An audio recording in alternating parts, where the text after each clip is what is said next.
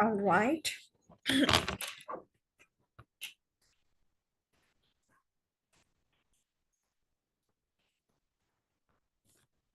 Bismillahirrahmanirrahim. Good evening, everyone. Okay, this is Dr. Mehak here, and today we are going to discuss about the tips and tricks of SBS.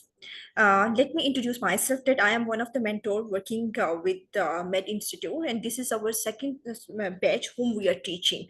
So today, the main purpose of this session is to just teach the students about how to tackle with the SBS, because a lot of questions we are getting from the students is that how to attempt the MCQs, because whenever there is a change in single word in any of the statement, or if there is any change in the the answers, the students are not able to pick that answer. So today we will talk about how the exams is going to be, like how the SPS are coming in exams, how we are going to prepare the students according to these SPS, and how the students at the end of the all the things, how students are able to grab which MCQs is correct and how to pick the right one. So firstly, let's discuss about the most important thing is that why we keep on talking about the SBS. Like every time after the lectures, while conducting the lectures, our team keep on talking about the SPS, that SPS are very important. So the importance of SPS, let's just discuss about a bit. Then we will move to the next slide and next discussion. Firstly, let me explain briefly that why SPS is important. Because SPS familiarizes us with the exam format. We are done with that, like we keep on studying all the time. We obviously we have done MBBS and we have done higher, most of the us are in training, and most of us have attempted a lot of higher exams, so we keep on touch with the books. But every exam have their own set of pattern and their own important topics from which the exams are questions are coming. Like if we talk about the MRCOG exam, so they have their own question bank, they have their own important topic from which they are giving the questions. So we have to learn from which topics are important, so that it's better to do the smart study rather than grasping all the knowledge, because we are human beings and we're not able to memorize all the thing.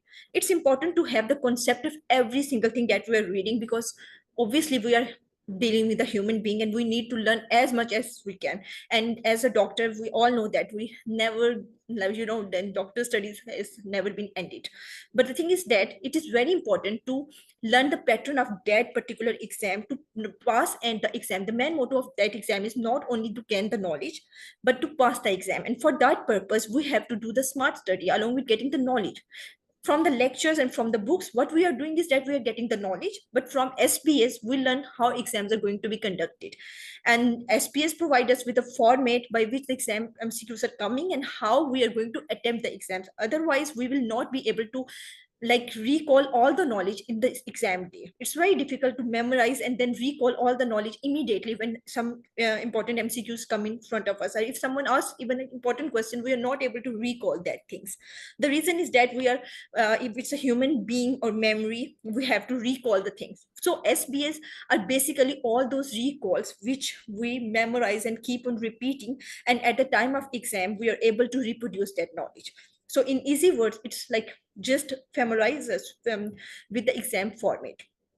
Moreover, another important thing is that with the help of SBS, we can test our knowledge. First, we will memorize the thing, we will understand the thing from the lectures, we understand the topic completely. Then, in order to reproduce that knowledge, these MCQs has been designed by the examiners in MRCOG, examined by the different type of academies, different type of recalls, past papers, and different type of question banks have set these SBS, so that we can then reproduce that memory, and then we can check our knowledge, either we are able to answer that question or not. So testing our knowledge is another way, another important thing which can be done through these SPS. Then retention of the key concept.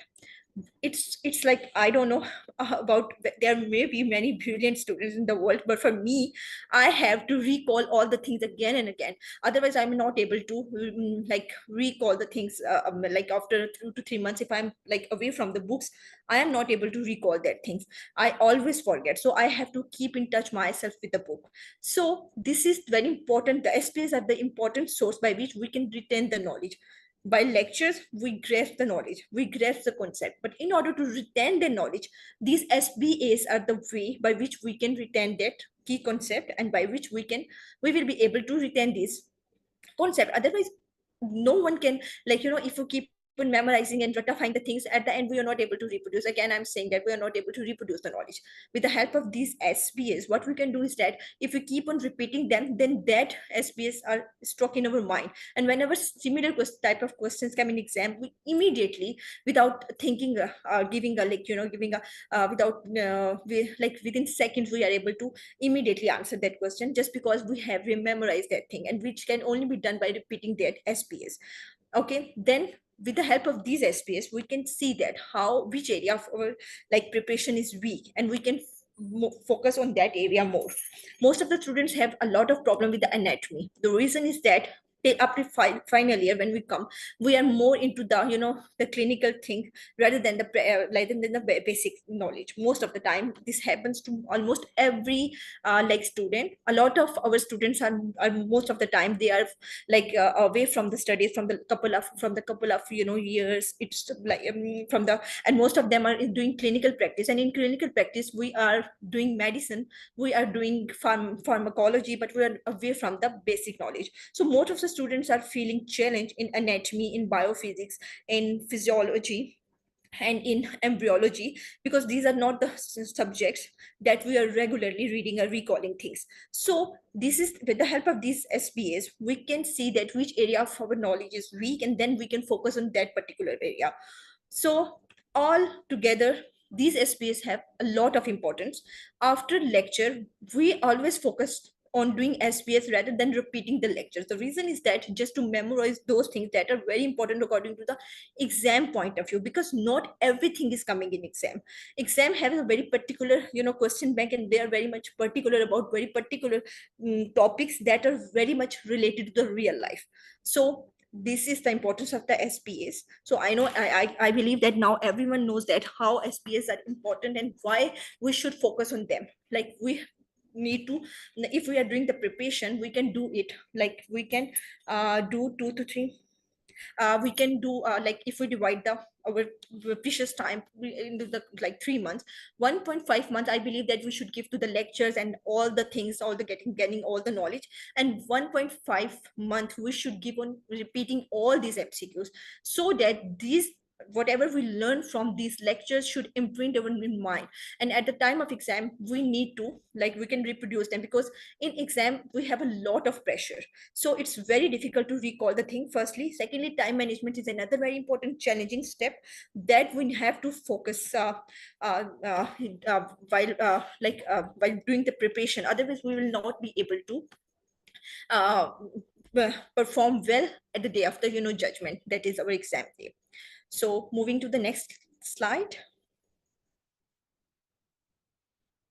So now let's talk about the tips that are very important for the exam day. I believe that this is something that is very important, that all the students should know about it, because exam is not something that that is like I believe that you all have gone through some international local exams. Obviously we have done MBBS, and most of them you have done FCPS part 1, most of them has done play, most of you all have done MRCP maybe, but the thing is that every exam has some tips and tricks that all the students should know before attempting the exam, in order to get maximum marks. And those students who utilize that tips at the day of exam are the one who get a lot of good marks. You who can 80% or 90% marks,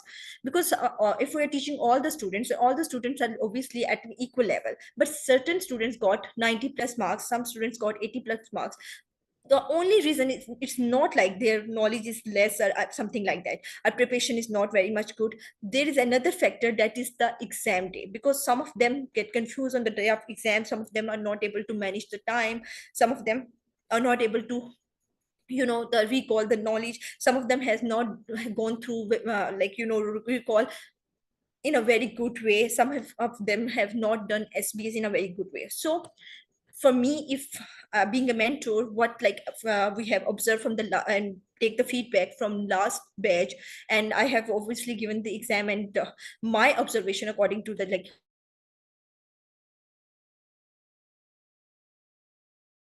on the day of exam, one thing I must tell you is time management. You know what, the time management is the key to success. Sometimes what happens is that we people spend a lot of time on the few initial questions, and then when time passes, then we will get so much compressed, that we are not able to focus on the next MCQ. So ideally we should practice in such a way that we should give every MCQs 1 or maximum 1.5 minutes. There are set of papers, paper A and paper B. Okay, paper A is content 100 questions, and paper B content another 100 questions. There is a break of half an hour between paper A and paper B. For paper A, it's 2.5 hours, and for paper B, it is again 2.5 hours. If we utilize that time of paper in a good way, then it's very easy to not only complete the paper in time, but we will be able to uh, read our questions, and we can confirm that either we have done all things correct. Again we can read all the paper, and we can check our flag questions, we can check our wrong questions, we can check our all questions. But if we are not able to manage the initial half an hour, and we give maximum 2 to 3 minutes to first few questions, then we will be so short of time that we will not be able to complete the paper in time, and then we will get so much pressure that we will not able to memorize the thing that we are very good in. Sometimes we are not able to, we are very good in anatomy, I have done very good anatomy, but at that time of pressure I was not able to recall the thing, easy things. So it is ideally very important to utilize the time justly. Okay, so just have a good sleep. One day before exams, close all the books, have a good nap in the morning, take a good breakfast, offer your prayers, and then go to the exam hall. And just don't study one night before the exam. Just close all the books, because whatever you have done, it's done. Okay, so I will prefer not to read on the last day of exam. Okay, otherwise you will be you will have mixture of all the whatever you have repeat. It is a mixture of all the you can say the fruit chart has been made in your mind. You will not be able to recall anything at the time of exam. And if you have poor sleep, then definitely your brain will be this your brain will be numb at the time of exam, and you will not be able to recall the things. Secondly, another important thing, because I have been conducting the SBS sessions, have been conducted in the group by me. Lecture has been conducted by Dr. Subul. So as far as I have observed my students, what they are doing is, this batch as well as the previous batch that I have taught, the most important, most common mistake they are doing was this, the keyword. Why I'm focusing when I was doing the workshop, I will tell you about the workshop in the next slide, what is our workshop and what is the value of that workshop. But before that, let me tell you that what I'm talking, what about the keywords.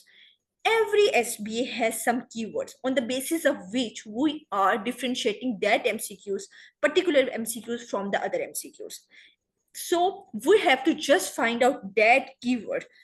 After finding that keyword, we will very easily answer the question. Even if we don't know the answer of the question, what we can do is that we can do it by exclusion method. The reason is that exclusion method means that we will check either the other answers are correct or wrong, and by that way we can find out the correct answer. Okay, at least. So keyword is one of the most important thing. Most of the time what students were doing is that they were not focusing on the keyword, because they have done the ratification.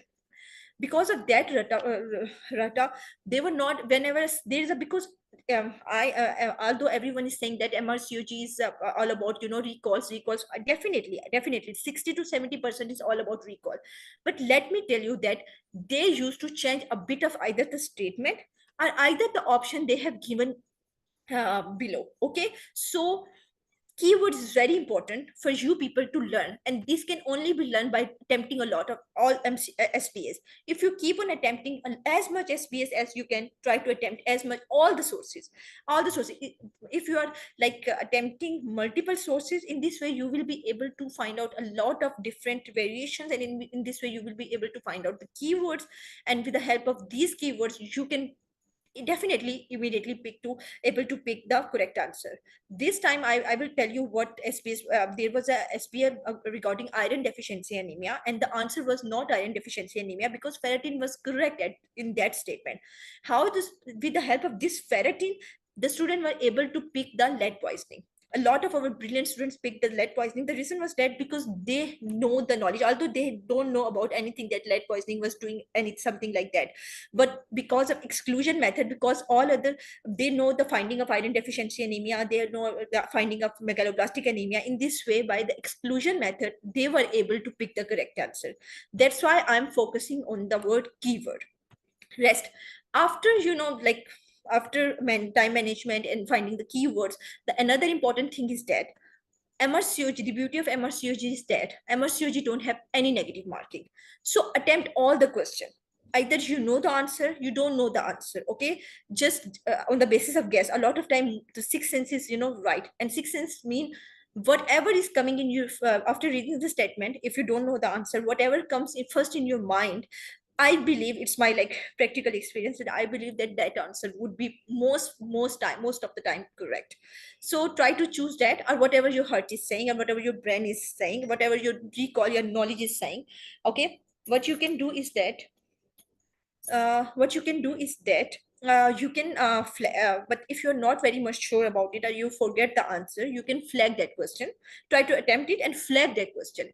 After attempting all the questions, you can come back and you can read that flag question, and you can like answer. If you are think that this is not the answer, you can change your answer. The another important thing is that flag question will save your time, because it's very difficult to first do all the question and then read or proofread all the questions. So it's better to flag those questions in which you are not very much sure. And if you are very much sure about any question, just attempt it. If you are not sure about any question, attempt it and do flag it. Because flag, after attempting all the questions, you can come back and you can check your flag questions. And as I told you before, there's no negative marking. So please, students, attempt all the questions. I encourage every student that don't leave any question. Whatever it comes in your mind, in your knowledge, try to correlate and try to attempt the question. Maybe there is a possibility that that question's answers comes correct. Okay. Then proofread if time allows. If you get extra time, a lot of time you will get the extra time. Paper one, most of the time you get extra time. I got like 30 minutes extra, so I proofread all the paper before like submitting the paper. So after flag question, once you are done with flag and once you're done with all the questions in flag questions, then what you can do is that you can proofread the all the questions if you want to. Okay, and if you are like not very much sure and not very much confident, then you can proofread all the questions again. Okay, another very important thing is that stay calm and focused. You people have given your maximum, okay, like before exam. So this is the time to reproduce whatever you have done. Okay, so don't get panic. It is not end of the world. I'm sure that whatever you whoever is studying and giving his her 100% will surely like go through this exam in first attempt. I'm 100% sure, because a lot of students, one of my student, I remember our who joined our academy, that was a challenging case for us, to be very honest. She joined like 45 or 30 days like before exam, and that was a very challenging case for us. And mashallah, she has got I think 80+%. And she passed the exam. So it's all about how much dedicated you are and how much like energy you are spending on that exam. So if you are like very much sincere, you believe me, you will all pass. Just give your 100% to the exam and rest leave on Allah. Stay calm. If you are like everyone, if anyone of you have tachycardia, keep chocolate with you, or you can use beta blocker as well. Okay, so the last thing is that hydrated and stay energetic. Try to sleep, have a good sleep. Okay, do your offer your prayer, like sleep earlier, close your books a day before exam, take a good nap, and in the morning good breakfast, go to exam, talk to your friends, do chit chat, and then attempt the exam and come back. And don't uh, discuss your exam with anyone, otherwise you will get so much, that you this stress, because after discussing the answer with the colleagues, a lot of everyone is having different answer, and everyone, because at that time we are not able, recalls have a lot of mistakes. The reason is that because we are not able to uh, uh, recall everything correct. Students are not able to recall everything correct, and whatever comes in their mind and the way they have interpreted the exam, everyone is saying that this is my answer and it is correct because of this, and this is my answer, so you got panic. So whenever you come after attempting the exam, close all the things and don't discuss with your paper, and leave it on the exam of on the day of judgment. I believe that you all will pass the exam. Okay, inshallah, if you have given your maximum input. Okay, this is all about the exam tips and tricks.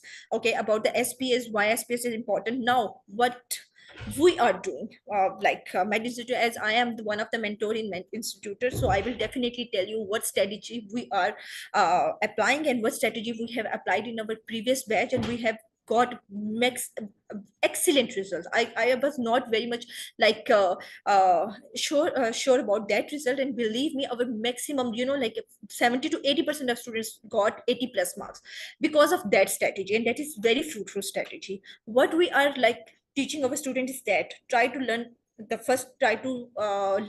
topic from the lecture, because lectures are very important. Dr. Sumbal has conveyed the lectures in a very amazing way. Okay, but suppose if you are not a member of our team, no worries, you can utilize your book, but like whatever source you are using. But as far as I am telling about my team and my people, Dr. Sumal has given the lecture in such a way that it contains every single thing related to that topic. Suppose we are talking about the anatomy, whatever it's come to the MRCOG anatomy, it's she has given all the knowledge.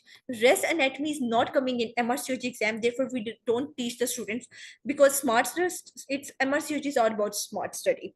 Because in MRCOG, head anatomy is not coming too much, brain anatomy is not coming too much.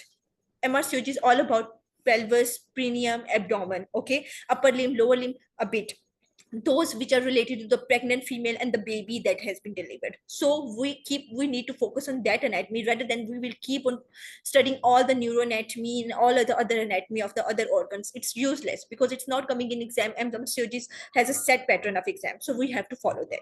So once we are done, lecture is full-fledged. After reading the lecture, I believe that you people don't need to open the book, and we encourage our student to, yeah, like we are very much sure that you people don't need to open the book. So we told our student that it's their choice, either they want to open the book, it's up to them, but for us they don't need to. They can close the book and just focus on the lecture. Okay, so once we are done with the lecture, after that, in our Telegram, we keep on discussing all the MCQs. We have a lot of pools and we discuss all the pools. Pass MRCOG, SBA Catherine. We have our own separate pool for which is given in the form of mock. Okay, once we are done with all the pools on the pool of SBS on the Telegram group, we have our mock on the website. We have organized that mock particularly for the students. That is bit difficult from the paper. This our mocks are bit difficult from the exam paper. We said that because we don't know, although we keep on saying that recalls exam is all about recall 60 to 70%, but sometimes we are not sure that either they will, like exam can change anyone, there is not any hard and fast rule. So for that purpose we have designed our own mock and our own SBS that has been uploaded on the our website. So after SBS discussion in the Telegram group, in which we allow the students to ask as much questions as they can, and we mentor are 24/7 available for our students to keep answering their queries. After that, once done with the subject, that subject, student used to attempt the mocks, and then they know that which area of that particular subjects they are weak and they need to focus on. Okay, once we are done, when students are done with the mock, okay, then like it's keep on going the lectures and that particular subject SBS and mocks. After that we plan to do the year wise recall discussion. Okay, for that purpose it's already uploaded with the correct key on our website. But our med institutor, last time we conducted a workshop, that is a very very healthy workshop we have conducted. It was a like workshop of 12 to 14 days, and trust me, that was an amazing workshop. A lot of MCQs that has been uploaded and has been roaming a lot of in the a lot of Telegram groups. The answer were incorrect, and we were able to find out the correct answer, and we teach them in the group with the mutual discussion with the students, because students obviously have completed the course and they have a lot of knowledge. So with mutual discussion, we come to the conclusion about the correct result, and we told the students that why this answer is correct and why this answer is not correct. This has been done on our workshop that will be conducted this year as well, this for this batch, almost on November, this month of December. Okay, after that, we have 3 exam-oriented big move on our website that are set on according to the exam pattern with the time management thing. Okay, so that student have a feeling of that they are sitting in the exam with that much pressure and with that particular number of MCQs that has been coming in the exam, so that they can have the feeling of real exam. In this way we prepare our students for the exam, and I believe that after all these efforts from mutually from the students and uh, uh, from the students and from the team, I believe that no one will, fail the. I guarantee no one will fail the exam. Okay, sorry, students. I think I keep on talking. So till now, anyone have any questions at till now? They can unmute and they can ask so that we can move to the next slide. Anyone have any question? Although I was telling about the basic things related to the exam, but if you want any question related to exam or the day of exam or anything you want to discuss, you can ask me.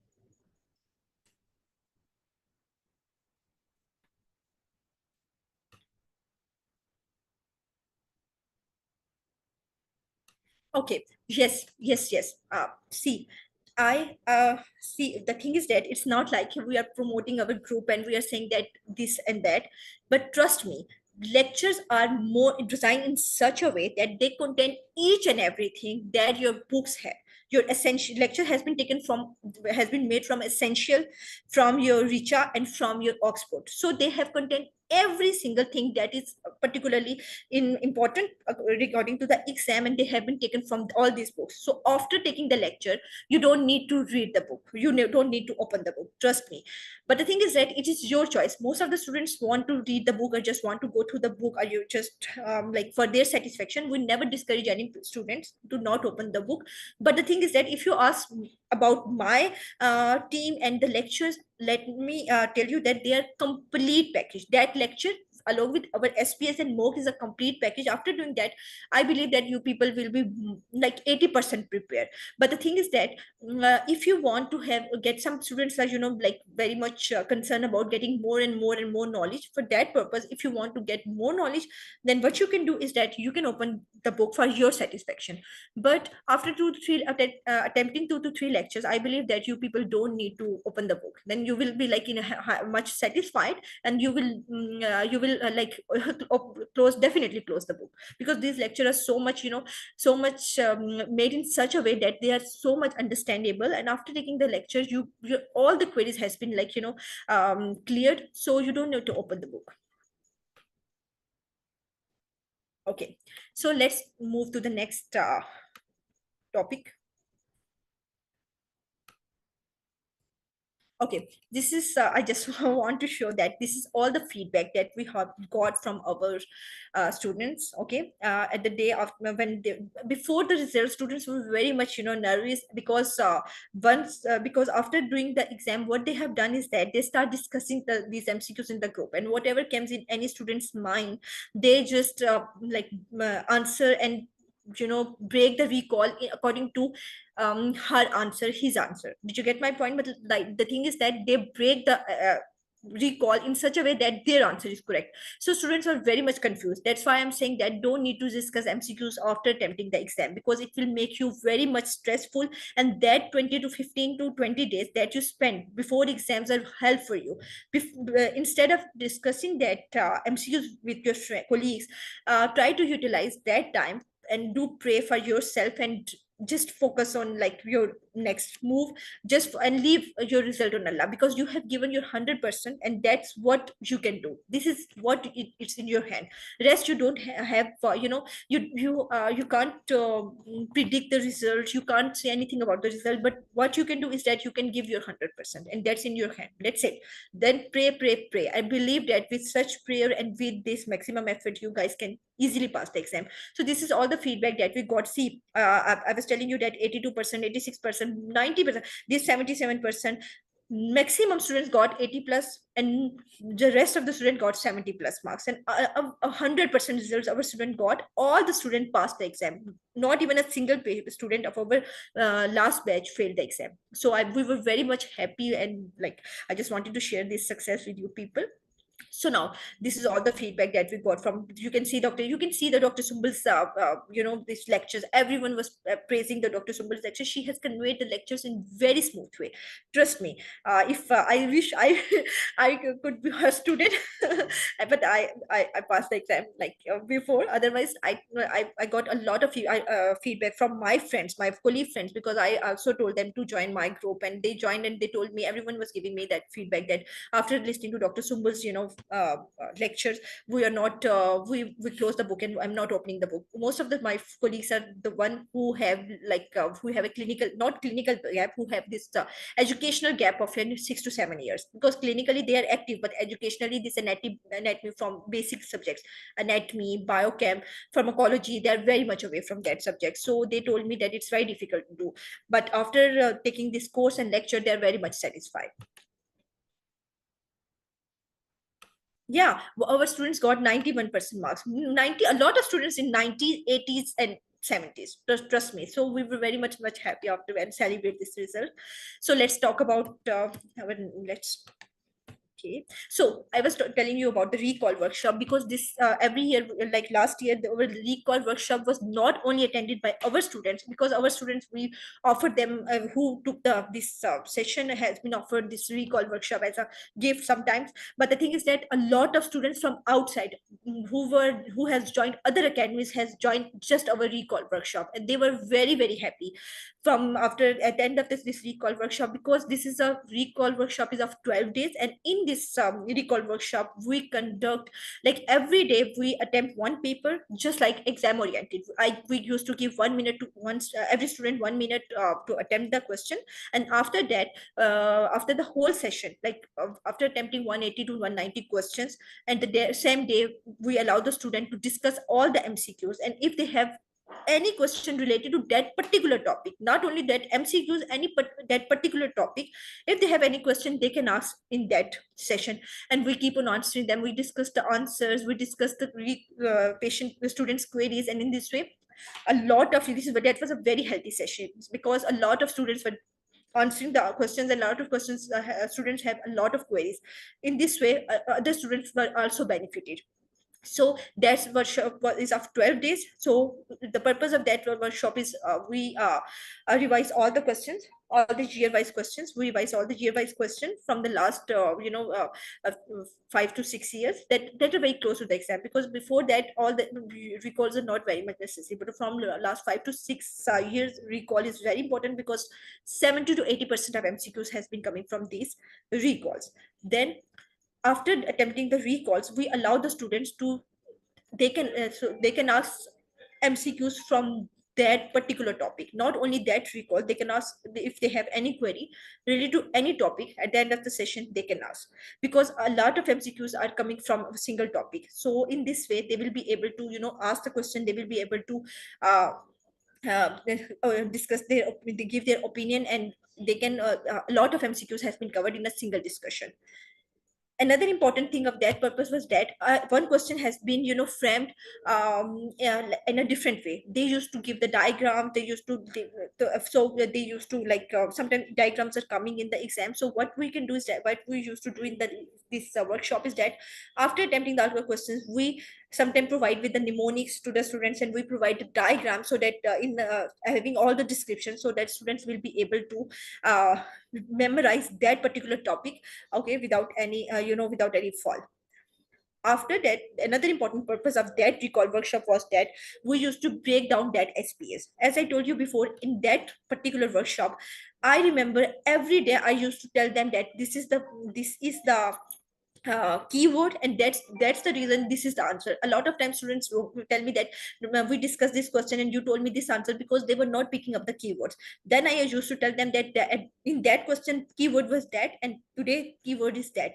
So in this way I used to differentiate that how these questions are different, how these answers are different. Okay, students, just 1 second, give me 1 minute.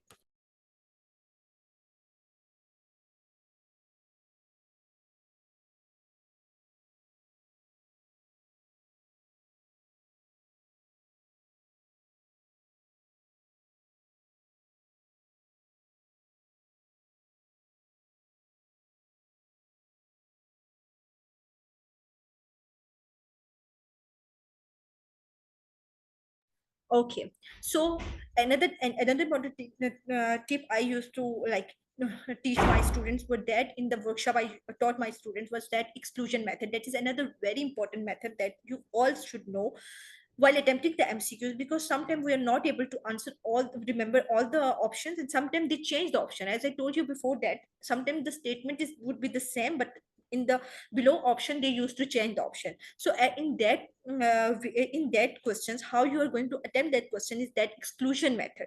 Okay, so you people know that if one answer is wrong or other options are wrong, why they are wrong, and if all the wrong, there must be one answer that should be very close, or either that is a correct one. So in this exclusion method, with the help of this exclusion method, you can be able to find the correct answer. Okay, so next, review the mock test.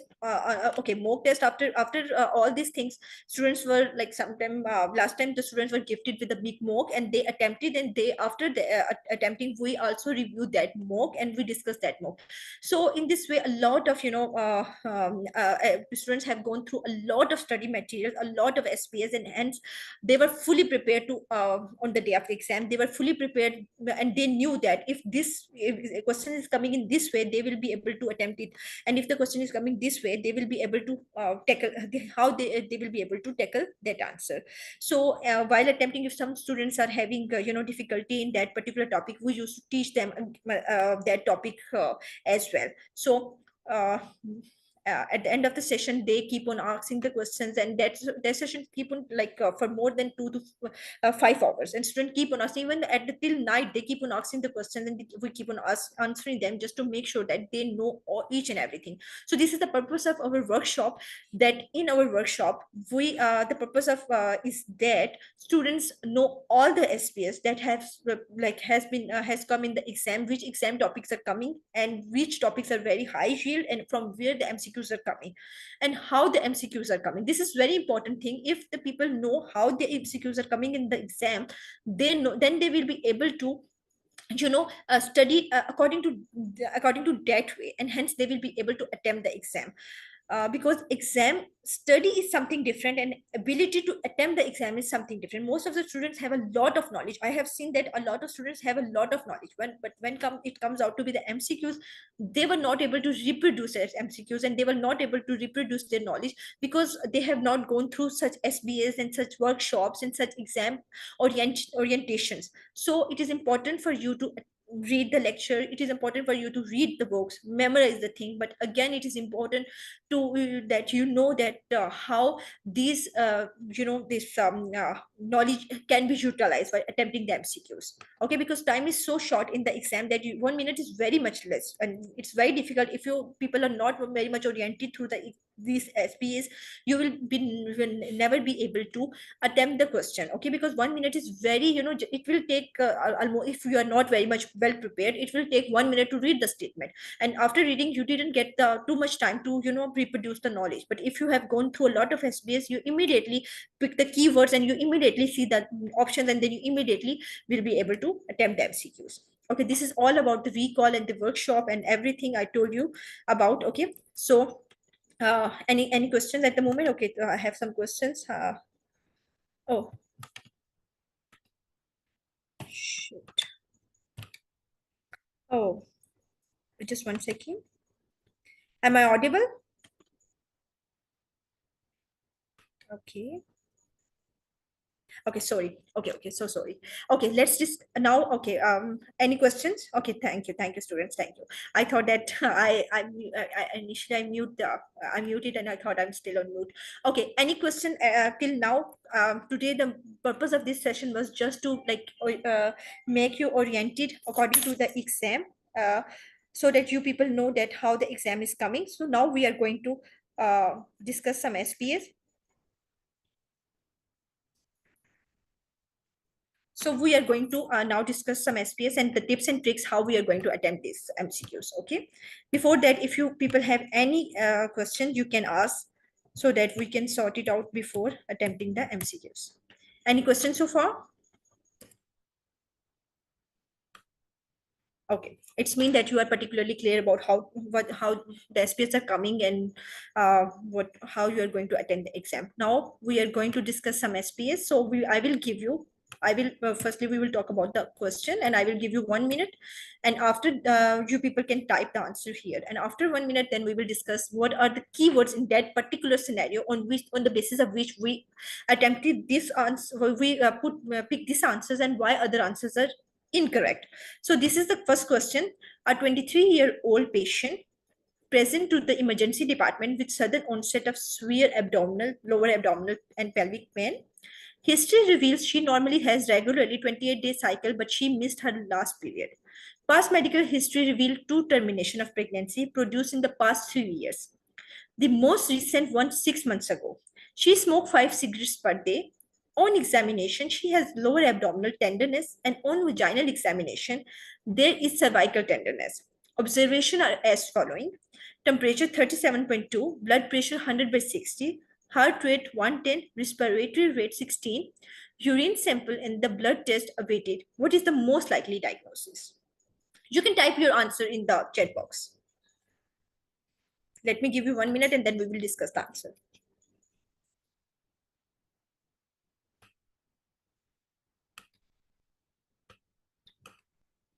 Okay, so Pyle has answered C. Okay, I need more students to answer the question. Okay, very well, Mona, very well, Safia, very well, students. Very nice, very nice. Okay, Zunera, very good. Okay,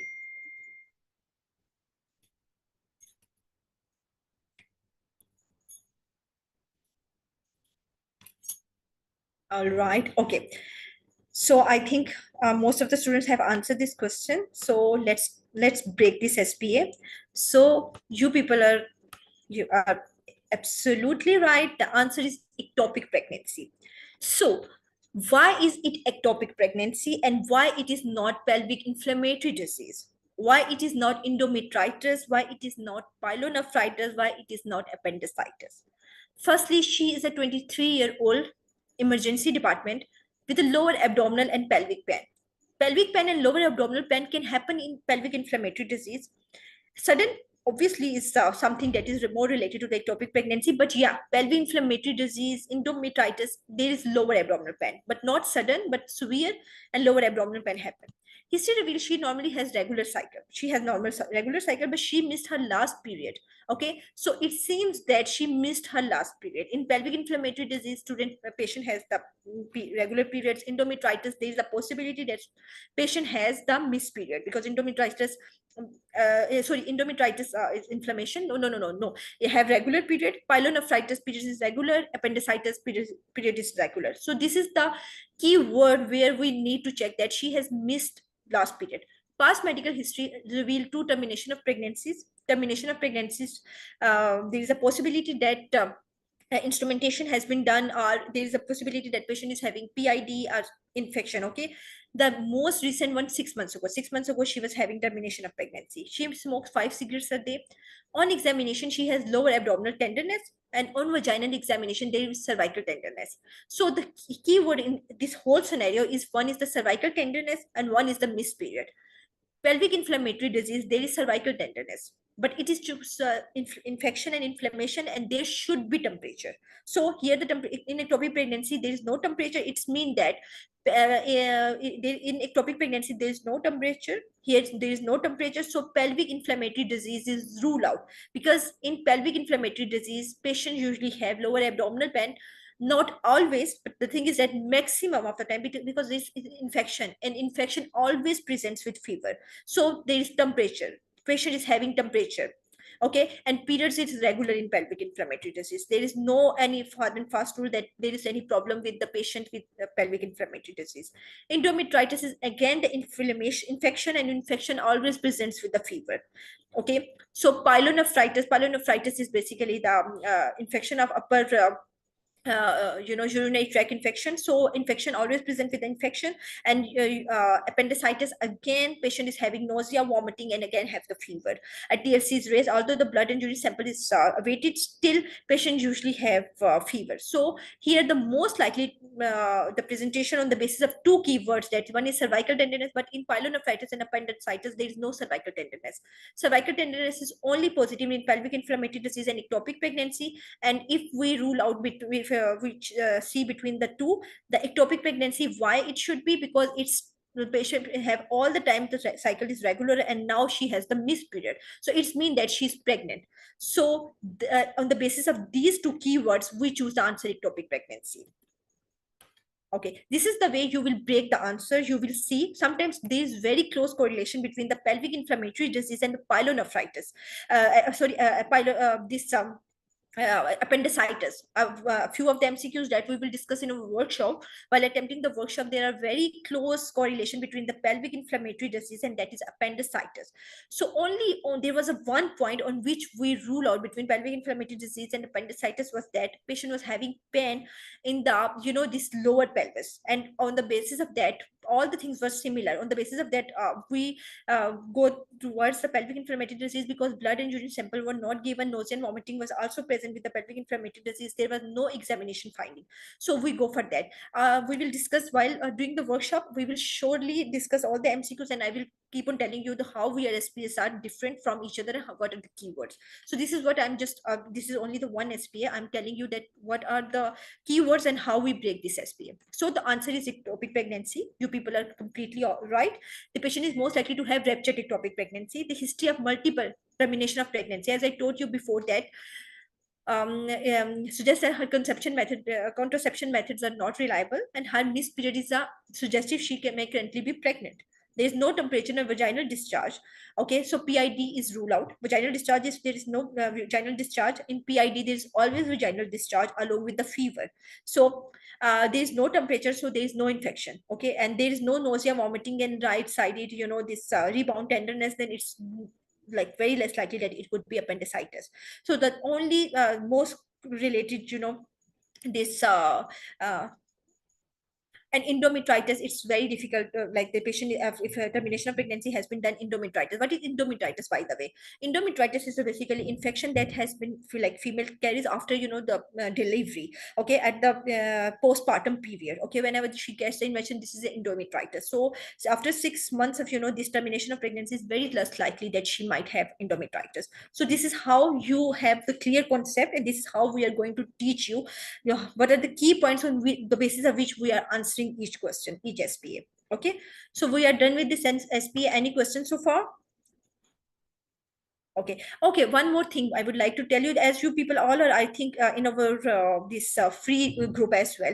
There in our, not only in our paid group, our free group, all the time discussion has been happening. There are two, I think, sessions that has been conducted freely, on which we keep on discussing SBs. And Dr. Sadia and Dr. Our team has been so much active. Okay, you people are in that free group as well, from on which the link has been shared, dear students. How can you say that?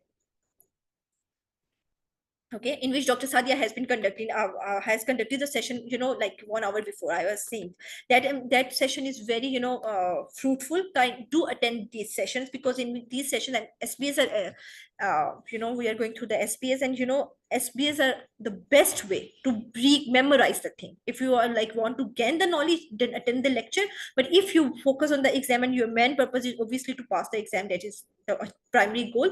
For that purpose, you need to attempt as much SBS as you can. Okay, now let's move to the second topic. A 27-year-old woman presenting with a history of vaginal spotting and cramping abdominal pain. She has an 8-week history of amenorrhea. On examination, urinary pregnancy test is positive and the cervix is open and blood is noted around the os. What is the likely diagnosis? Antepartum hemorrhage, miscarriage, inevitable miscarriage, threatened miscarriage, or complete miscarriage. Okay, the most of the students are answering, some are answering C, some are answering D. Okay, so let's break these MCQs and then we will see which group is correct. But don't get disheartened. This is very confusing another confusing SPA, and lot of MCQs are coming from this, this topic. This topic, a lot of MCQs are coming. This is one MCQ. A lot of MCQs are coming from this topic, especially on threatened miscarriage and this inevitable miscarriage. But by the way, the answer is inevitable miscarriage. Why it is inevitable miscarriage? At the moment, you people know that patient is pregnant, that pregnancy test is positive. So it is miscarriage. But what kind of miscarriage is that? See, the cervix is open and blood is noted around the os. If it is threatened miscarriage, then cervix is never open. If in threatened miscarriage, cervix is not open, okay, and cardiac activity can be seen on the, there is spotting, but cervix is not open, and moreover cardiac activity is present in threatened miscarriage. But in inevitable miscarriage, basically patient is cervix is open and blood is noted around the os. Okay, in inevitable miscarriage. In miscarriage, only fetus is present, but there is no cardiac activity. Then there is CRL present. Sometimes there is this belated ovum, sometimes in which there is no cardiac activity and only sac is present. Sometimes what happens is that fetus is present but there is no cardiac activity, okay, in miscarriage. And in complete miscarriage, all the there is no sac, nothing, and there is no blood, and fetus has been completely removed, okay. And if we talk about the incomplete miscarriage, in incomplete miscarriage, the retained productive conceptions are present inside the uterus, okay. So let's discuss all the different type of miscarriages on the next slide. Okay, let's discuss about the different type of miscarriages. So this is inevitable miscarriage. Why we are saying that this is inevitable miscarriage? The cervix is open and the the patient is ongoing bleeding. That's why. Okay, if it is threatened miscarriage, ongoing pregnancy with the presence of vaginal bleeding, but the thing is that cardiac cervix is not open and the cardiac activity is present, but there is just a spotting, then it is, we used to say that it is threatened miscarriage. If the patient's cervix is open and there is no cardiac activity and the blood is seen on the os, then it is inevitable miscarriage, students. If all the completely productive conception has been removed from the uterus and uterus is completely clear, then it is complete miscarriage. What about the incomplete miscarriage? In incomplete miscarriage, retained productive conceptions are present in the uterus, okay. Okay, basically cervix is open, but the pregnancy tissue remain in the uterus. Or inevitable miscarriage, cervix is open, but also the productive conception is present in the uterus. Pregnancy will proceed on to an incomplete or complete miscarriage, okay. There might be the possibility in inevitable miscarriage that there is a complete miscarriage or there is an incomplete miscarriage, okay. And recurrent miscarriage, if more than 2 miscarriages has been happened in in before 24 weeks, okay, before 24 weeks, then it is said to be 3 or more than 3 pregnancies, before 24 weeks, there is a loss of pregnancy, then we will consider that recurrent miscarriage. Okay, so I hope you got the answer. Okay, there are some all right, so it's student is C. Okay, it's D, sorry, not threatened miscarriage. So I forget the options. What are the options? Just one second. Now it is threatened. It is not threatened miscarriage, student. Again, I'm telling you, the cervix is open and blood is noted around the os. Okay, if there is cardiac activity, cervix is closed and patient is having vaginal spotting, then we will say that it is threatened miscarriage. It is inevitable miscarriage. That's the keyword you have to remember in the exam. These are the keywords on which you will pick the MCQs. Okay, let's talk about our third SPA. Let's break this SPA. Okay, till now, any one of you have any question? Please kindly ask. so that we can move to the next slide. Anyone of you have any, you can ask at the end of the session as well question. These are just the basic questions I have picked from different topics. You know, they are mostly, most of the students have a lot of confusion in the clinical management and data interpretation, and you know, these what you can say, the biophysics and these topics, these things, most of the students are having queries. The reason is that these MCQs are very closely related to each other, and you have to interpret the data. Rest of the, you know, anatomy, biochemistry, physics, they are the they are the key concepts. They are just the key concept. They had the particular and fixed information that you have to memorize. But the thing is that in these data interpretation and clinical management thing, you need to make the concepts. Otherwise, you will not be able to attempt the MCQs, and ABGs is quite difficult. And these data interpretation things are really difficult. WHO, you know, criteria we have to remember in certain things. Sperm counts, if you talk about, you know, this some evolutions, this WHO criteria, an evolution problem, WHO criteria. They, again, this what you epidemiology, these things are very difficult, you know, because in that we have to have a concept, and for that purpose you have to remember the keywords and the concept for that purpose. Okay. Okay, next we will go for another MCQs. You are asked to see a 42-year-old woman due to pelvic pain and PV discharge. Okay, now the female is 42-year-old. She's having pelvic pain and she is having PV discharge. And this patient was also having IUCD, fitted for emergency contraception 4 years ago. She was from the last 4 years. She has been having this IUCD fitted. Okay, you send the swab. The microscopy reveal sulfur granules. Now the keywords here is that there is sulfur granules, and they're asking about the organism. So uh, which organism is closely related to IUCD and forming the sulfur granules? So what is your answer, students? Let me give you 1 minute and then we will discuss this SBA. Oh, sorry.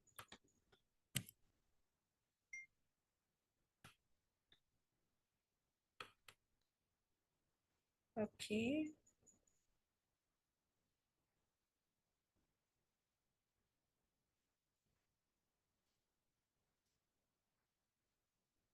I'm waiting for your answer, students. Okay, so sorry. Okay, very, very well done. Very, very well done. It's actinomyces style. The reason is that it is the only organism that is forming the sulfur granules. Jardinella vaginalis is not forming sulfur granules. Chlamydia trachomonas doesn't form any kind of granules, and group-based streptococcus is not forming any granules. And moreover, patient is she's having PID, but PID can be caused by many organisms. Okay, sometimes let's discuss what kind of questions are coming related to the PID, pelvic inflammatory disease. Pelvic inflammatory disease is a very broad topic. The reason is that a lot of organism has been responsible for causing the infection in the females. Now, in this particular question, there are two key points. One is the female is having IUCD. In IUCD, this organism is very much responsible. Another important thing, 3-4 questions are related to this organism. They will most probably ask about what is this organism. So this is gram positive. Okay, gram positive organisms, sometimes they used to ask that sometimes don't mention that. They used to mention what is the likely causative organism. They can mention that gram positive organism or gram negative organism. These kind of things they used to mention in the sometime in the exam. Okay, so we should know that this is gram positive facultative and anaerobe. While teaching microbiology, that is most probably will be taught by me. I will keep on telling you what kind of SPS are coming, and I will, because as in microbiology they used to ask about the nature of that bacteria. Like it is gram positive, gram negative. If gram positive, then facultative, anaerobe, aerobe. These kind of questions they keep on asking. Okay.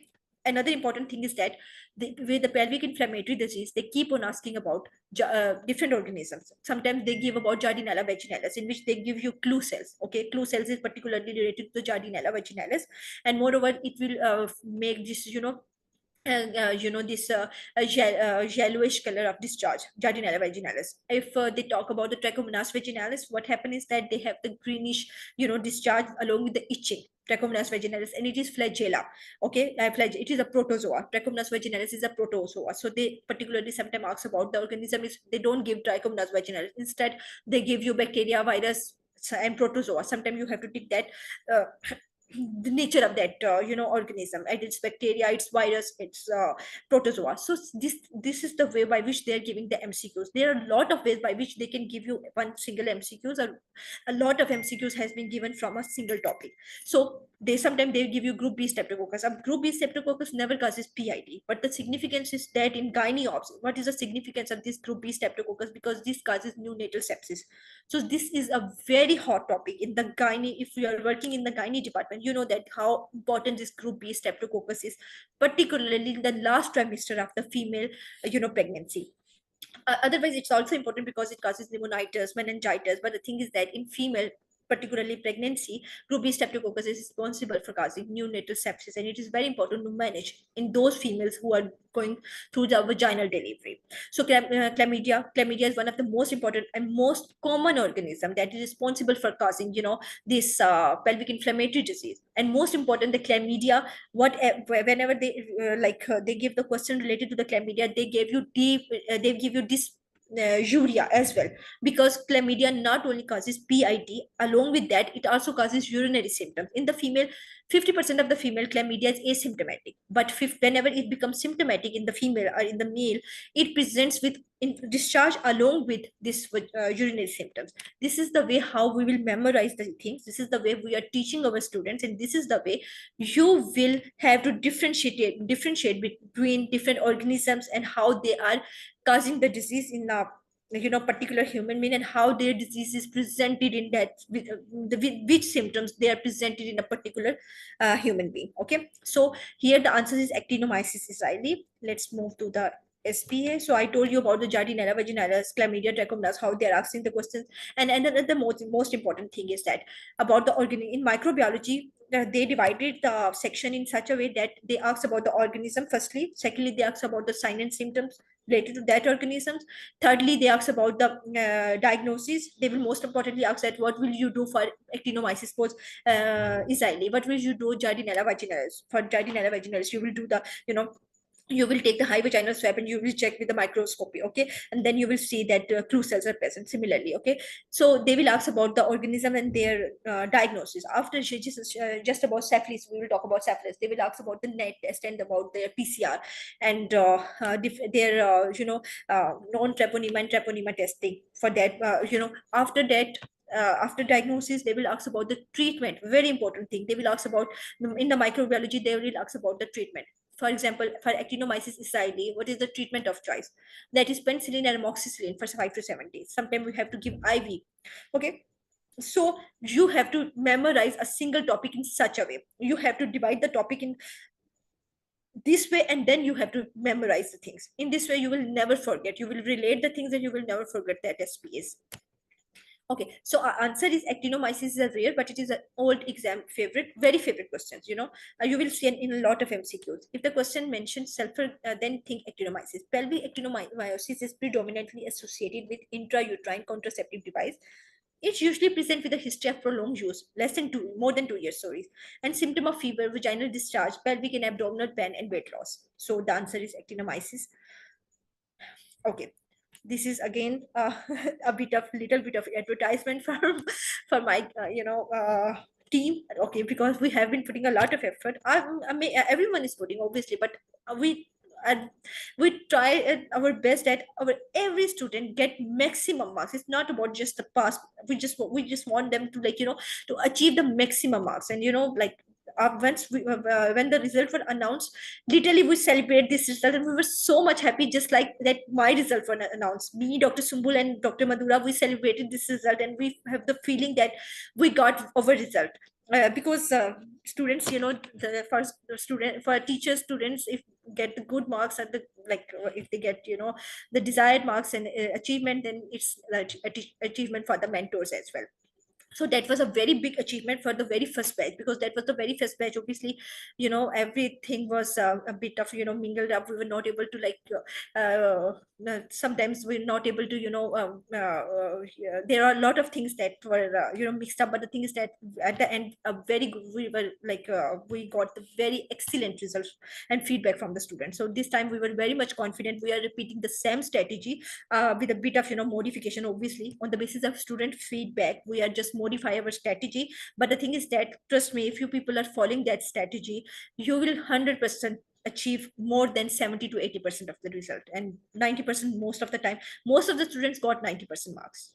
You can see that how they're praising Dr. Sumbul, Dr. Madura, and all our mentor and the team. Okay, so marks and students and everything. Okay, just let take the answer and then we will talk about. Yeah, that movement was Dr. Sadia. You know that that movement was magical.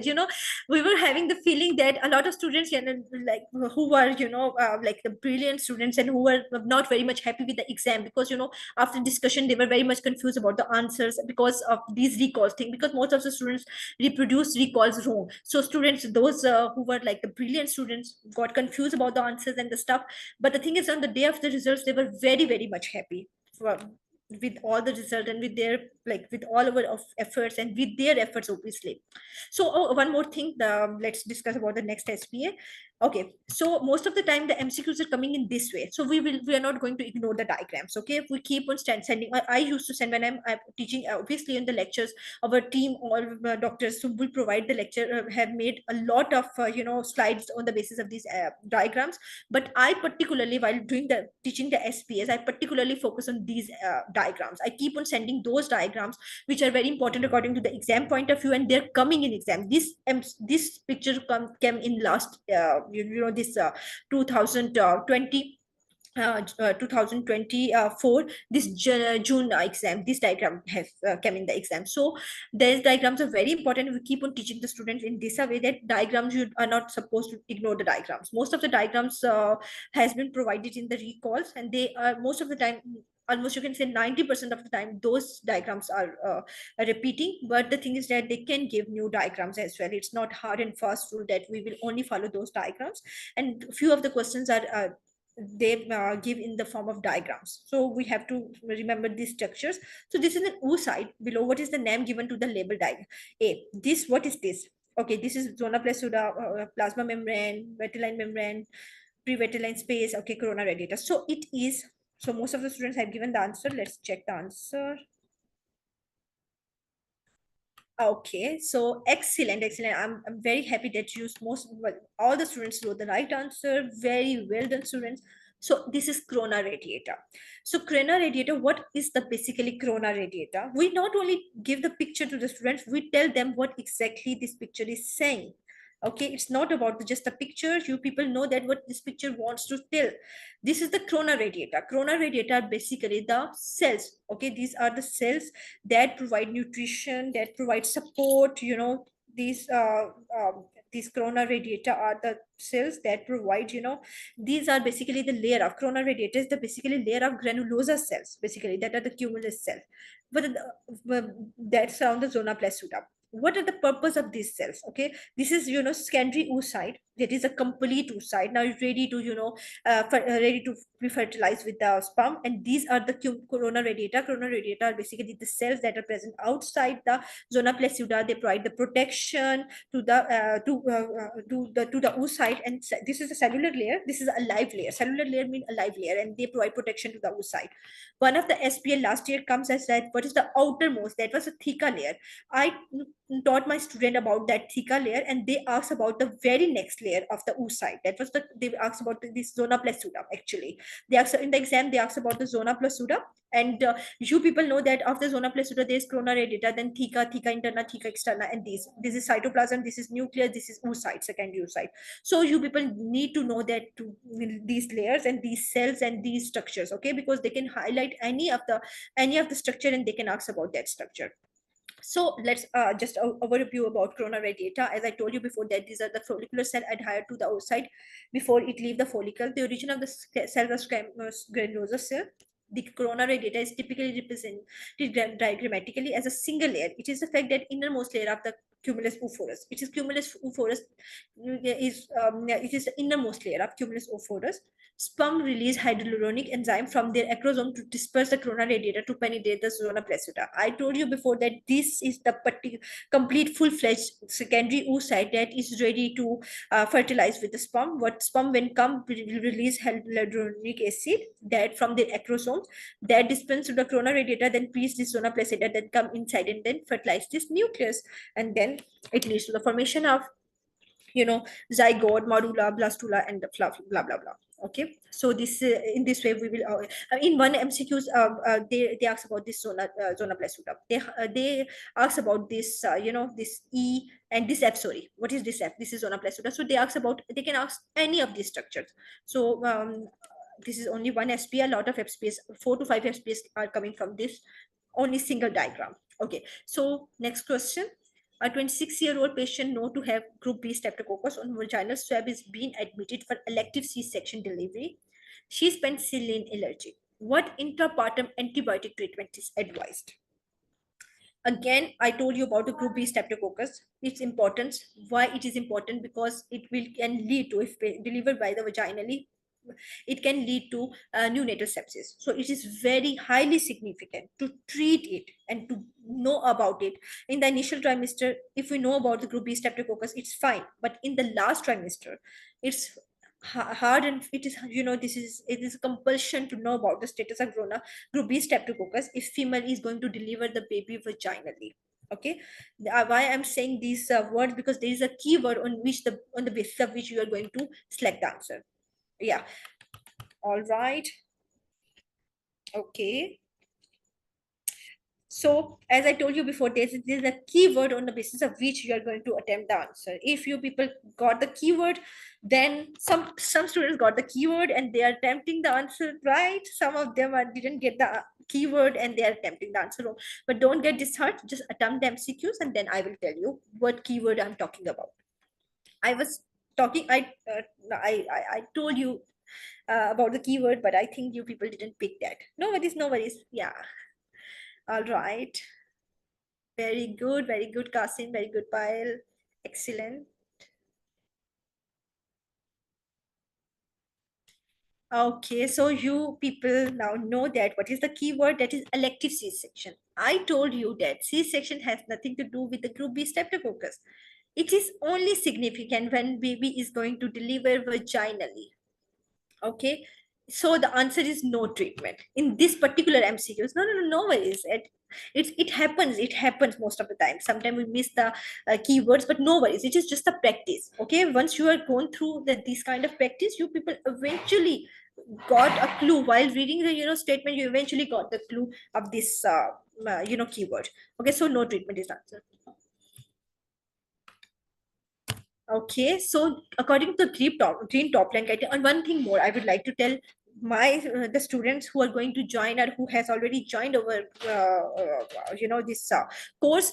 We used to like most of the students are talking about this green top line guideline that we didn't teach them green top line. See, these guidelines. Okay, this all the guidelines that has been followed by the RCOG and the NHS health system. See, it is not important in part one, but yes, in data interpretation and clinical management, we definitely follow these guidelines, and because these guidelines keep on updating, and we have to answer according to the latest guideline.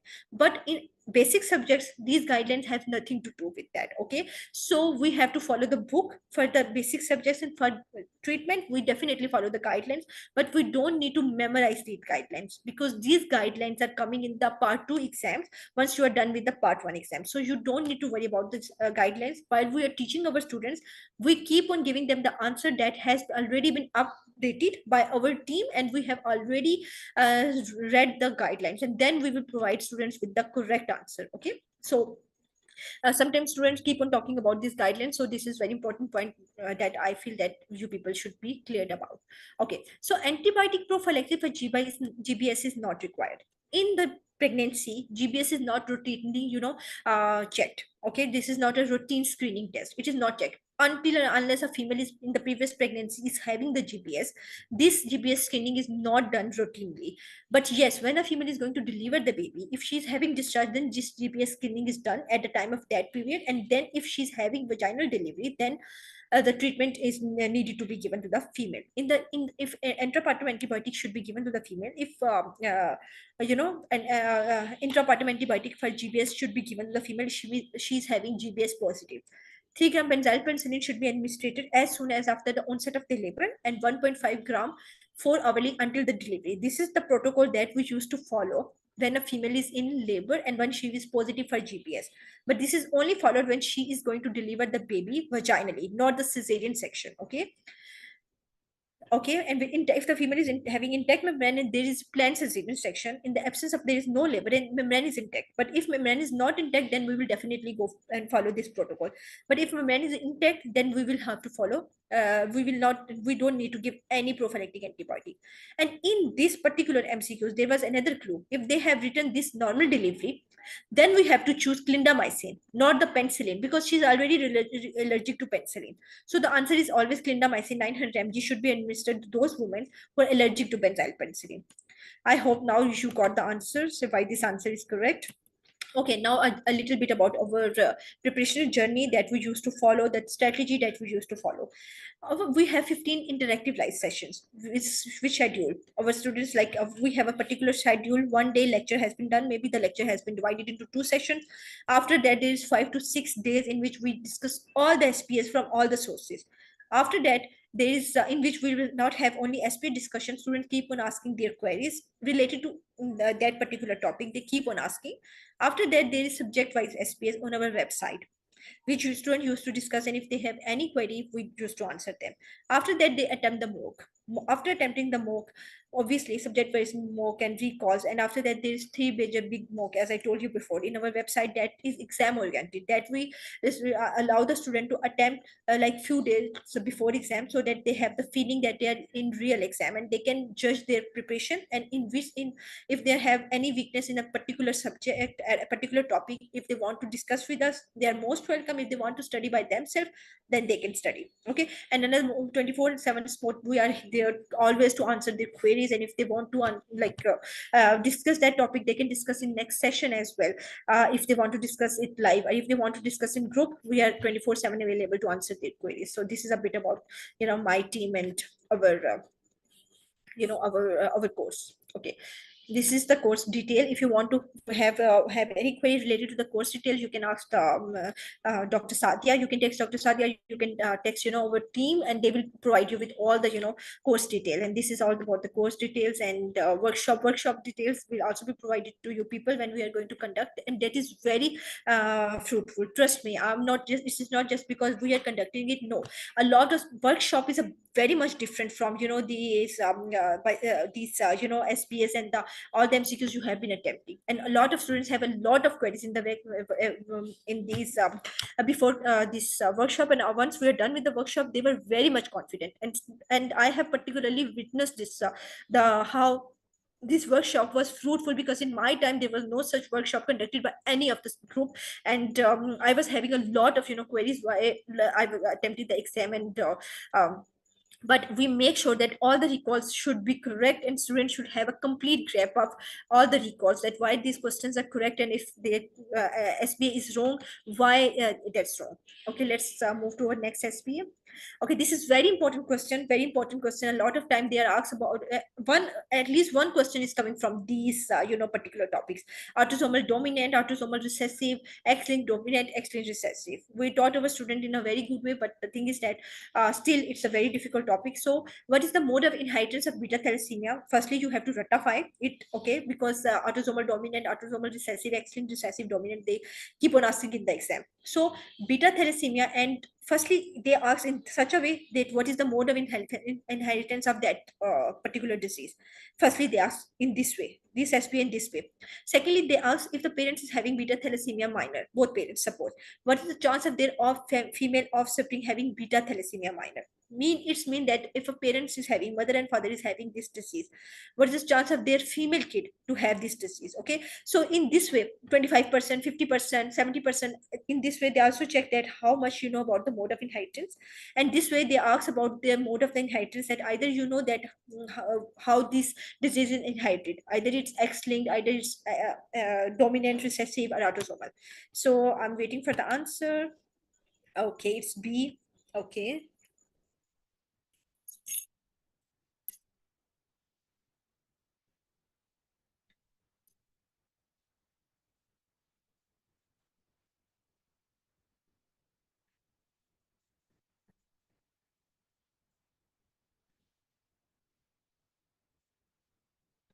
Okay, sorry, students.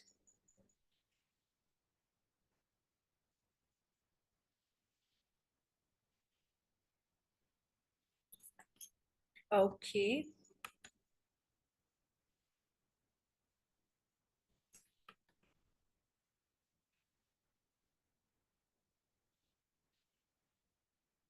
Okay, I need more answers, please, more answers.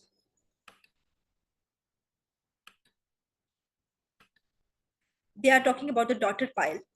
Okay, just beta thalassemia daughter. They are female offspring. They're talking about the daughter. Okay.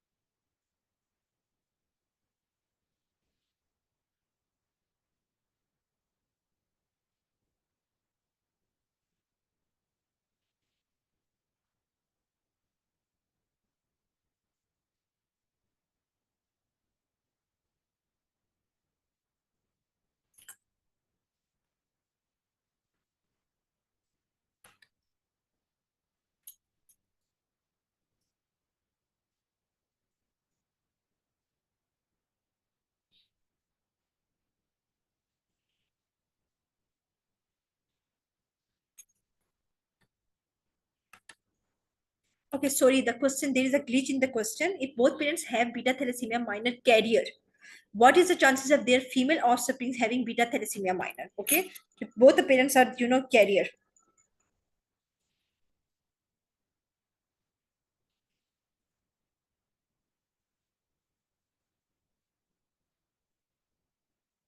Both the parents are, again I'm repeating this question, sorry, this is a glitch in this answer, sorry.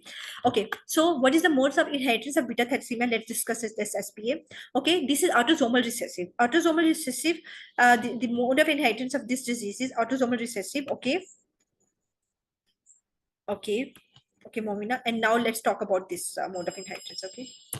Okay, see, sorry, this is autosomal dominant. I have put the pattern.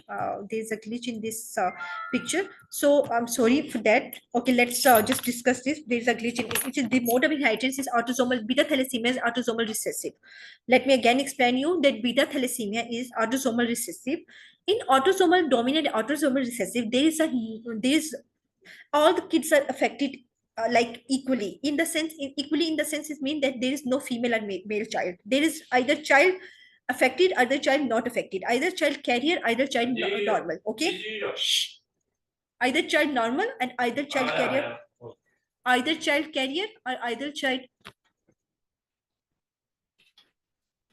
Okay, either child carrier, either child is normal, either child is affected, 50% affected, 25% affected, but female and male equally. Okay, they get the chance in autosomal disease. But in X-linked recessive and dominant, the thing is that this X-linked trait has been taken from to the kids by the mother and the father. So it depends upon either who is carrier and who is having this disease, and who is carrier, who is having this disease, and which X is having this disease. So On the X-linked, there is 25%, 50% female, male, but in autosomal condition, each child is having this. But like each child can get the disease, each child can can be a carrier, either it's female or it's female. So in this question, if both parents have beta thalassemia minor carrier, what is the chance of their female spring? Female is just given, the word female is given to you to just confuse you, make you confused.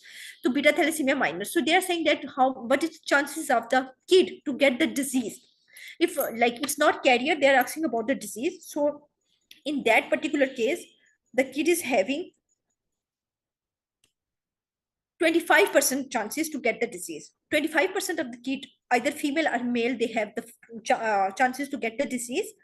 50% of the kid is unaffected, and 25% of the kid is unaffected but the carrier, and 50% is carrier. Again, I'm repeating, 50% would be carrier, either female or male.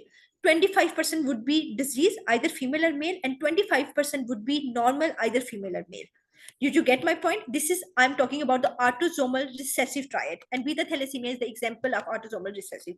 Sorry for the glitch. This is the wrong, I'm sorry, I didn't notice. I put the wrong slide. I'm sorry for that. Okay, this is autosomal.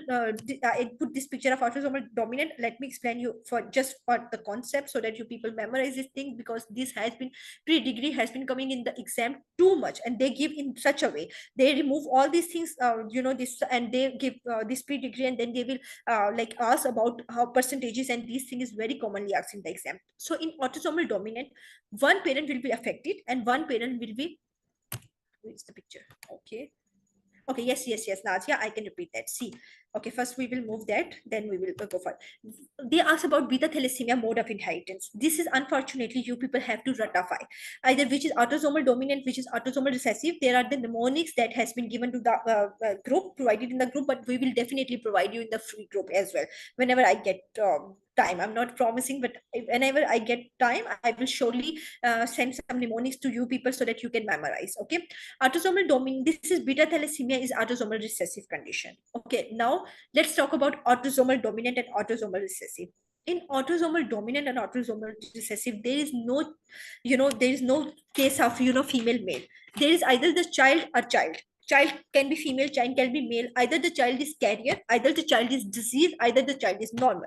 So now in this disease, autosomal, it is an autosomal recessive. Autosomal recessive means the one allele, small allele is spreading the disease, not the dominant disease. But for that purpose, for it means that if this disease need to be spread to the kid, both parents need to be carrier. Did you get my point? Autosomal recessive means the both the parents need to be carrier to spread the disease to the next generation. Now the scenario they give is that we have two parents, both have thalassemia minor positive. It means that both parents have the disease, carrier disease, not a disease, but they are the carrier. As I told you before, autosomal recessive, for autosomal recessive, both parents need to be, this carrier. What is the chance of their female spring? Female, they have given just to confuse you. They can give you male, they can give you female. This is totally offspring, either female or male, having beta thalassemia minor. So 25% of the autosomal in any autosomal recessive disease. It is not particularly about beta thalassemia. It is any autosomal recessive disease. Whenever there is autosomal recessive disease and both the parents are carrier, then 25% of the generation, either males or female, have the disease. 25% are the normal and 50% are the carrier. Did you get my point? In order to achieve this data, both the parent needs to be carrier. Otherwise, this disease will not be spread to the generation. For that, in order to spread this minor autosomal recessive thing, both the parents need to be carrier. This is the purpose of the pre-degree, and that's something that has been asked in the exam very commonly. I'm sure that you people are now clear about it. Any query, or should we move? And now again, they talk about this. I put the slide for autosomal dominant. See, for autosomal dominant to spread the disease, it is important for one parent to be affected and one parent to be not affected. If male is affected, they spread their X, affected of X, and they have the affected daughter. 50% of the daughter have the chance to get the disease. 50% of the son has a chance to get the disease. Like 50% of the kid, either daughter, either son, they have the chance to get the disease, and 50% of the kids are normal.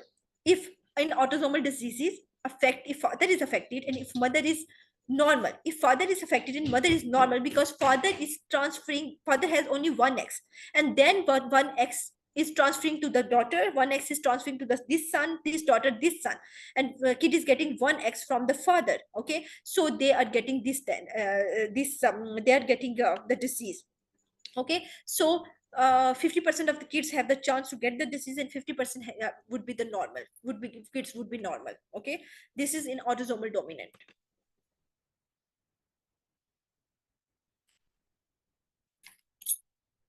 Okay.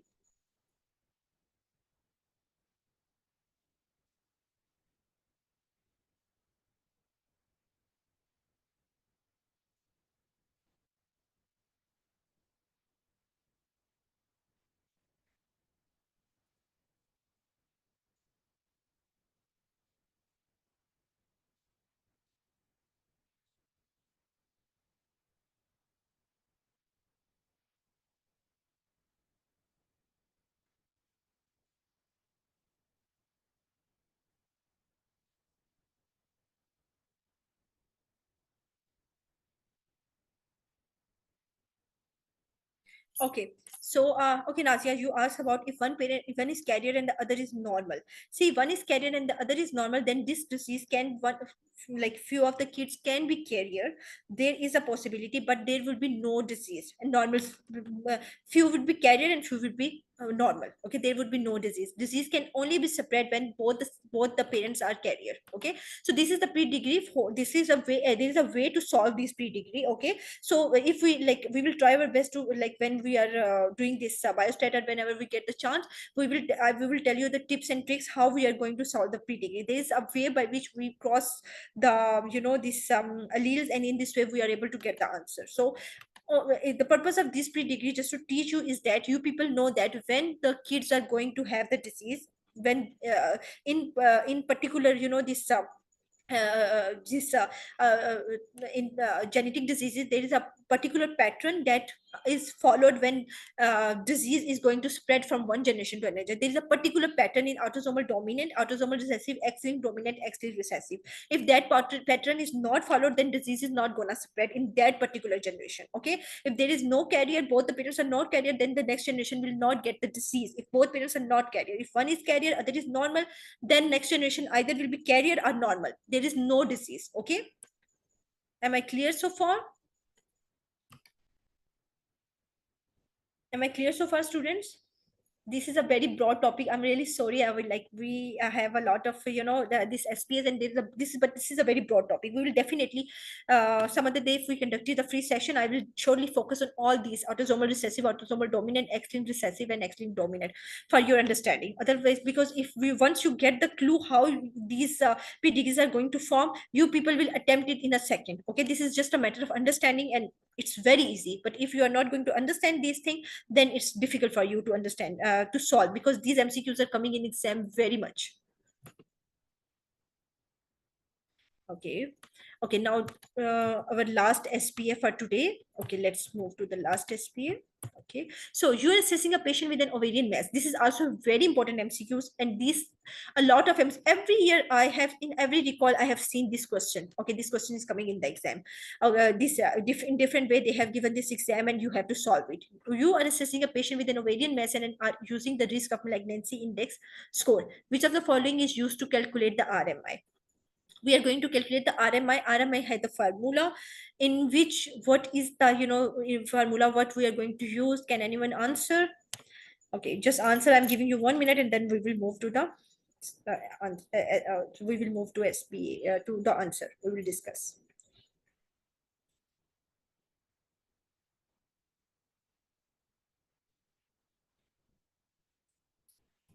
Okay, very well done. Can anyone write the formula? What is the formula for this RMI one?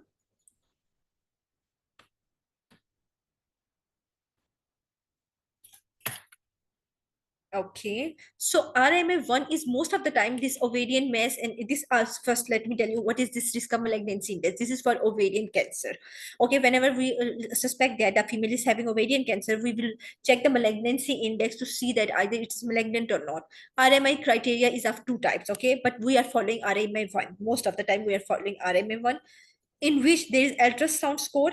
We have to multiply that with the menopause score, and we have to multiply with that CA125. CA125, they have to give, you are correct, B is the answer. CA125, they will give you the value. Ultrasound score, most of the time they give you, no, they give you the points, and then we have to find out either the score is 3 or 4 by our judgment. I will show, in next slide I will tell you that in ultrasound score, like how we are going to do the score. Okay, and this menopausal female can be premenopausal, postmenopausal. If she's premenopausal, the score will be 1. If she's postmenopausal, then score will be 3, because ovarian cancer is very much common in the postmenopausal women. Okay, it's not necessary premenopausal women also have the ovarian cancer, but okay, according to the criteria. Postmenopausal woman, it's 3. Premenopausal woman, it's 1. This ultrasound score, on the basis of this score matters very much, because this is already given in the exam. This is given in the exam, either it's premenopausal, post. This MCQ, most of the students got this wrong, and in this way they they choose the wrong answer. They have attempted it wrong, they put the wrong calculation, and then this way. One more thing, calculator is not present in the exam. So whenever you're going to attempt these kind of MCQs, just attempt it by your hand. There is no calculator in the exam, and most of the students are practicing on calculator, and in the exam I was one of them. I was not sure of aware of that thing, and that's my bad luck. When I come to go to the exam, it was a surprise for me that there is no calculator. So do the calculation without using the calculator, although it's simple, but still we don't have the practice, and we lose the marks, because at that time we have too much pressure that we are not able to handle this surprising news.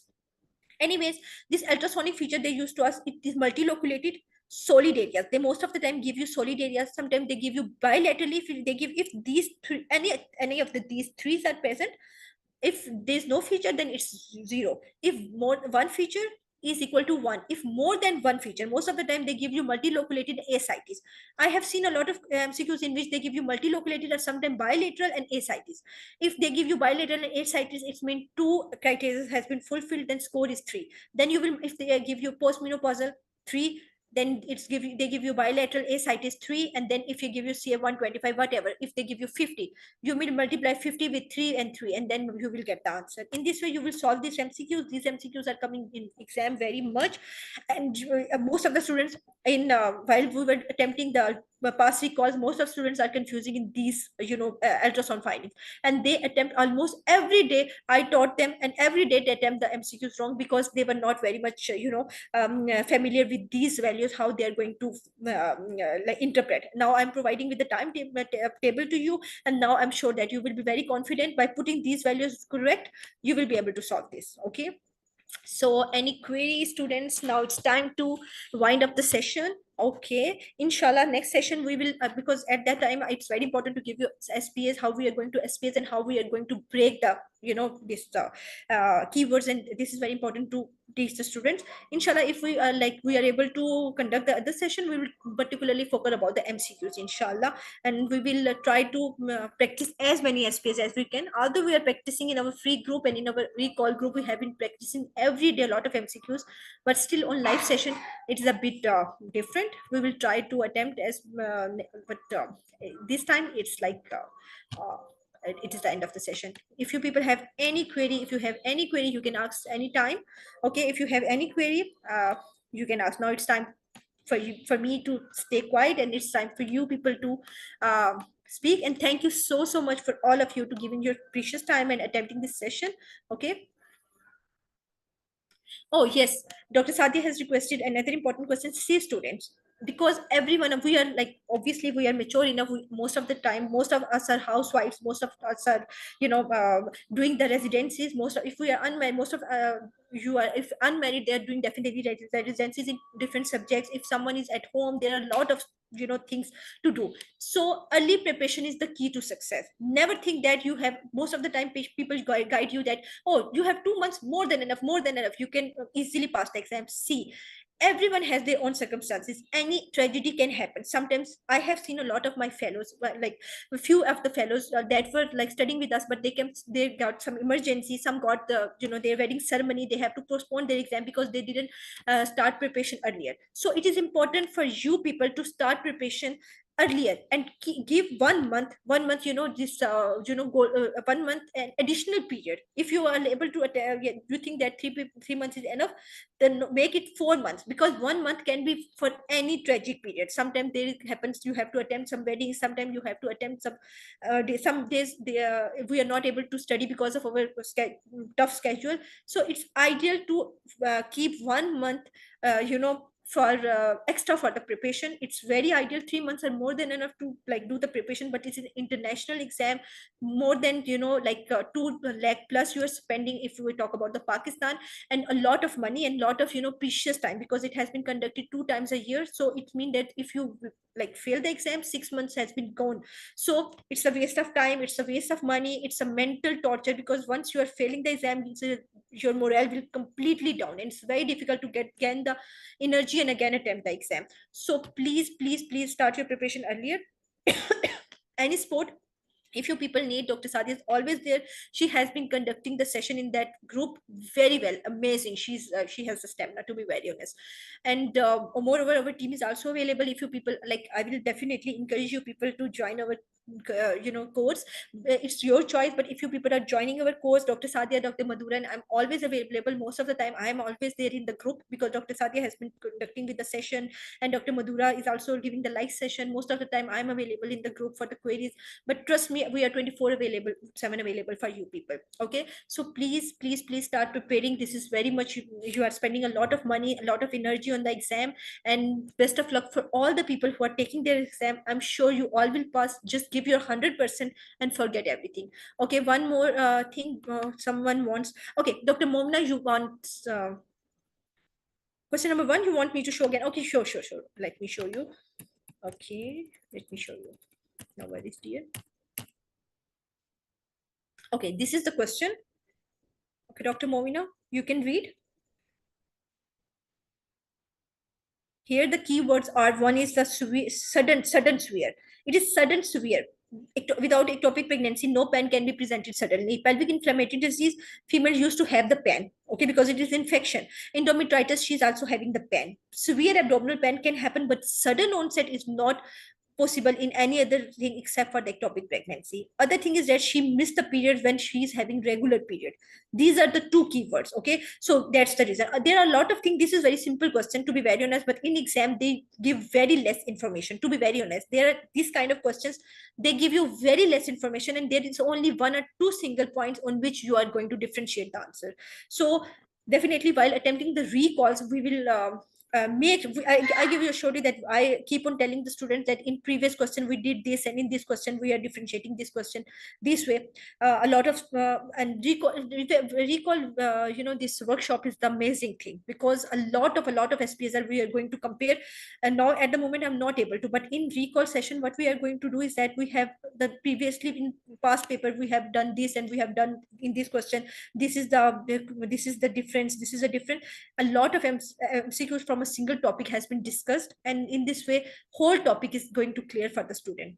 So recalls, after doing the recalls you will be very much confident about this about the exam, and about how the SPS are coming, and how they're picking MCQs from each topic, and which like in all in one topic all lines are not important, only few things are important. You have to pick that things, and it can be only done when you are done with the recalls. Okay, so Dr. Momina, I hope you got the answer.